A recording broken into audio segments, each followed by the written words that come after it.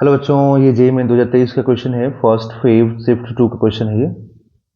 Equivalent resistance between the adjacent corners of a regular n sided polygon of n of uniform wire of resistance r would be. ठीक है, question को आप पहले समझिए। बोला गया कि एक वायर है जिसका रेजिस्टेंस आर है।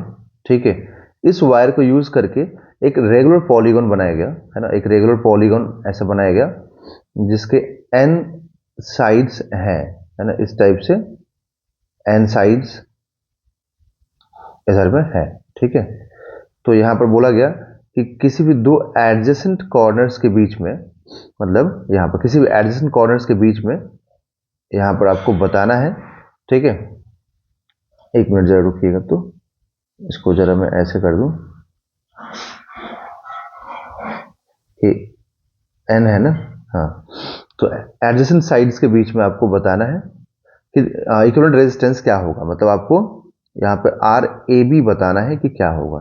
ठीक है, समझ में आया। तो अब इसको आपने क्या किया, ये जो है ना, इसको आपने एन पार्ट्स में डिवाइड किया। ये जो मान लो यहाँ जो लेंथ एल होगा, इस लेंथ एल को आपने एन पार्ट्स में डिवाइड किया, तो R is equal to rho into L by R, L by A होता है। ठीक है, तो आपने क्या किया, इस लेंथ को जब एन पार्ट में डिवाइड करेंगे, एन पार्ट में, तो ठीक है, तो यहाँ पर ये लेंथ भी तो एन पार्ट में डिवाइड हो जाएगा, तो यहाँ पर आपको रेजिस्टेंस भी एन पार्ट में डिवाइड होता हुआ दिखेगा। ठीक है, तो आप लिखेंगे यहाँ पर कि एक पार्ट का जो रेजिस्टेंस होगा वो इतना हो जाएगा, है ना। तो एक पार्ट का रेजिस्टेंस आर बाई एन मिलेगा। मतलब ये small r small r small r small r small r small r ऐसे करके एन टाइम्स तक रहेगा। ये भी स्मॉल आर। ठीक है, तो ये देखें आप ठीक से कि यहाँ से जो करंट एंटर करेगा, है ना, अगर आप मैं इधर दिखाऊं तो यहाँ से जो करंट एंटर करेगा वो करंट यहाँ से बाहर निकलेगा। मतलब यहाँ पर करंट दो पार्ट में डिवाइड हो जाएगा, इधर जाएगा और इधर जाएगा। तो इधर वाला करंट जो है ना, ऐसे वो सभी में क्या होगा, इन सभी में करंट यहाँ से यहाँ तक सेम जाएगा, ऐसे, है ना। सभी में एन में सभी में करंट सेम जाएगा। इसका मतलब कि एक रेजिस्टेंस को छोड़ के देखा जाए तो इधर में टोटल रेजिस्टेंस कितना है, यहां से यहां तक, तो एन माइनस वन रेजिस्टेंसेज है, और सभी के सभी किस में, सीरीज में। तो क्या बोलोगे कि n minus one into r, क्योंकि अगर दो रेजिस्टेंस सीरीज में होता तो क्या लिखते हो, टू आर। अगर तीन रेजिस्टेंस सीरीज में होता तो क्या लिखते हो, थ्री आर। अगर फोर रेजिस्टेंस सीरीज में होता तो क्या लिखते हो, फोर आर। बट यहाँ पे तो n minus one number of resistances series में, तो क्या लिखोगे, एन माइनस वन। ठीक है, और यहाँ पे एक आर रेजिस्टेंस है, तो आपको तो ए और बी के बीच में चाहिए। तो आप दिखाओगे क्या कि ये ए हो गया, यहाँ पर एक रेजिस्टेंस आर है। ठीक है, और एक साइड से क्या रेजिस्टेंस है, तो n minus one into r है। ठीक है, तो अब यहाँ पे आपको आर ए बी क्या मिलेगा, तो आर ए बी मिलेगा एन माइनस वन, क्योंकि ये पैरेलल में है। ये दोनों रेजिस्टेंस, ये और ये पैरेलल में है।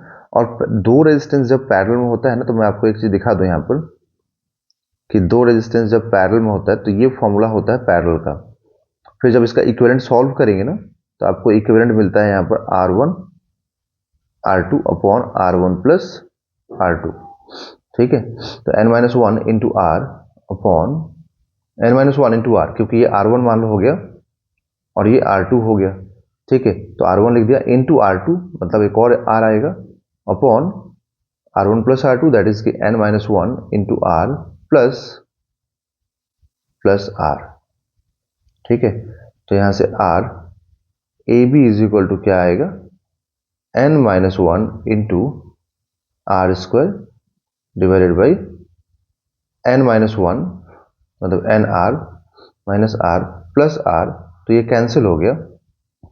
ठीक है, तो यहां से जो आर ए बी मिलेगा हम लोगों को, आर ए बी वो क्या मालूम होगा, तो n minus one into r upon n r, है ना।